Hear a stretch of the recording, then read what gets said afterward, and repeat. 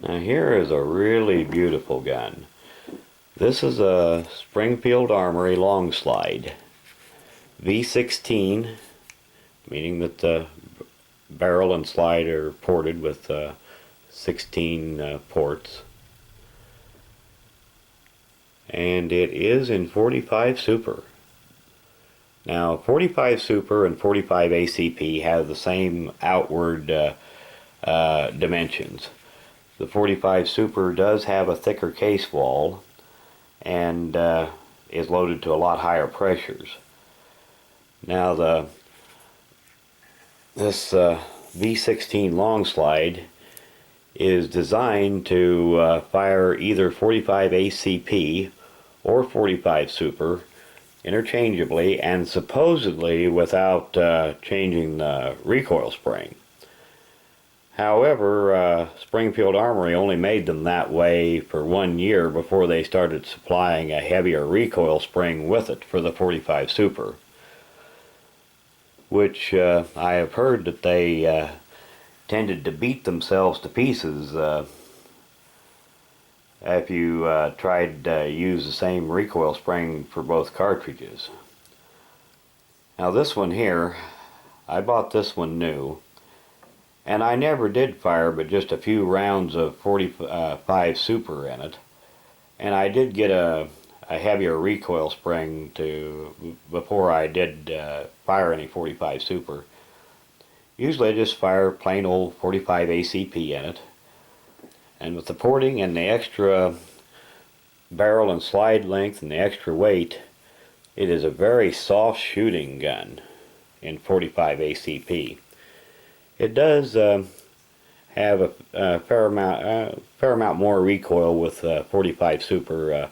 Recoil is about comparable to a 5-inch 10mm 1911. It's just a beautiful gun though. Got the slide serrations at front and back, the porting, adjustable sights, and good sight picture, the high beaver tail safety, skeletized hammer and trigger, and some beautiful wood grips on it.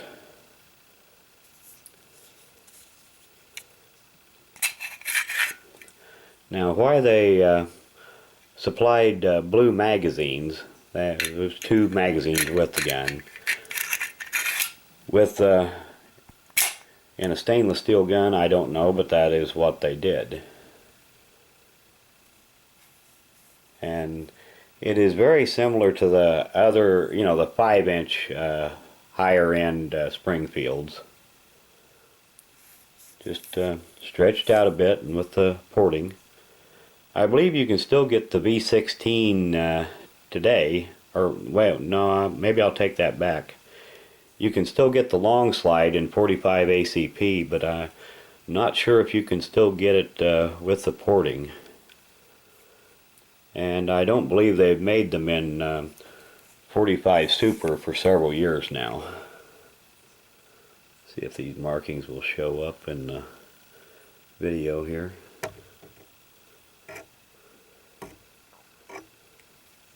And they should stand out pretty good on the stainless steel. Nice workmanship on this. You don't see this kind of workmanship all that often on newer guns. But they took their time on this one. Put a nice polish to the stainless, none of the matte finish. Grooved mainspring housing, flat mainspring housing.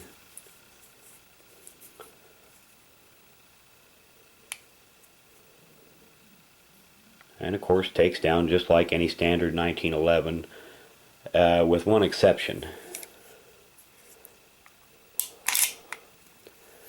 It does have a full-length recoil spring guide.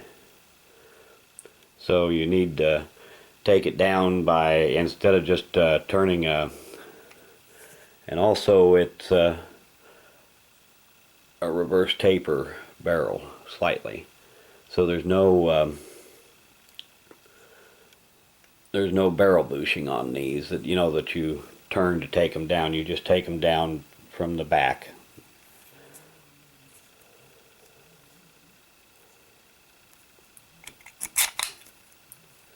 All this kind of hard to manipulate looking through a viewfinder of a camera here, and the trigger on these is very nice, right at about 3.5 pounds. These were these were not really intended as a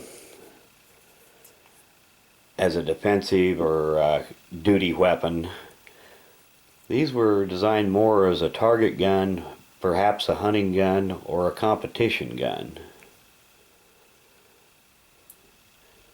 And it would work very well for that. It is very accurate and is very easy to, with the extra weight on this thing, it's very easy to shoot it accurately. It's easy to hold it on target.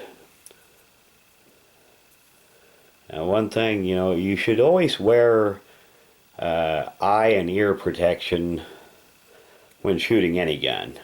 That's just a given.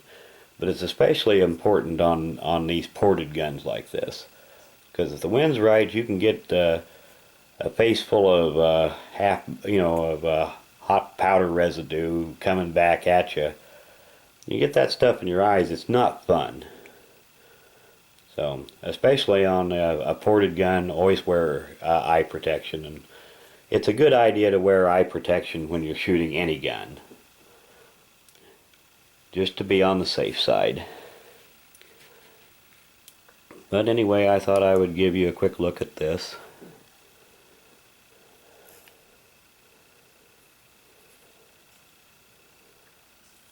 Very nice gun. And they did not make these for very long in 45 Super. I think only a couple of 3 years.